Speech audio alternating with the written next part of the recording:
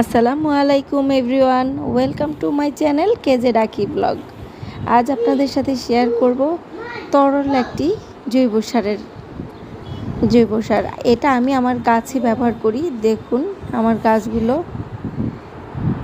দুর্গন্ধ নাই, তারপরে কোনো ঝামেলা নাই। হ্যাঁ, ঝামেলা ছাড়াই এই সারটি তৈরি করা যায়।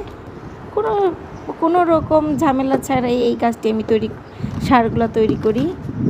আর এটাতে কি কি লাগে বলবো। এটাতে আমার কিচেন ওয়েস্ট যেই জিনিসগুলো আছে, যেমন আমি রান্নার জন্য রান্নার কাজে যা কিছু ব্যবহার করি সেই জিনিসগুলোই আমি ব্যবহার করি সার হিসেবে।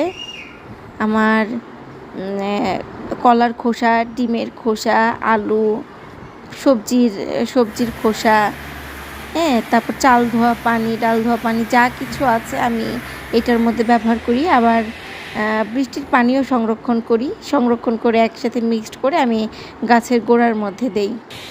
হ্যাঁ, এইটাই আমার তরল জৈব সার হিসেবে কাজ করে। আমার কোনো ঝামেলাই নেই, এটা করতে কোনো ঝামেলা হয় না। আমি ড্রামের মধ্যে যেইভাবে কিচেন ওয়েস্টগুলো দিয়ে দিই, আর এটা পচে গেলে সার হয়ে যায়। তা আমি কিচেন ওয়েস্ট যে পচা অংশগুলো আছে আমি তুলে গাছের গোড়ার মধ্যে দিয়ে দিই, আর পানিটাও গাছের গোড়ার মধ্যে দিই। কোনো ঝামেলা নাই এটার মধ্যে। দেখুন আমার গাছগুলো দেখাবো। এই যে ঢেঁড়স গাছে দিচ্ছি, ঢেঁড়স গাছের গোড়ার মধ্যে দিয়ে দিচ্ছি, পুঁই গাছের গোড়ার মধ্যে দিয়ে দিচ্ছি তরল সার। কত কথা বলে, হ্যাঁ কত কথা বলি। গাছগুলো দেখুন, আমার ছোট্ট বেবিটা আমার সাথে কথা বলে যে আমি কত কথা বলি আপনাদের সাথে। এই যে আমার গাছগুলো। মা মা তুমি এত কথা বলো যে, হ্যাঁ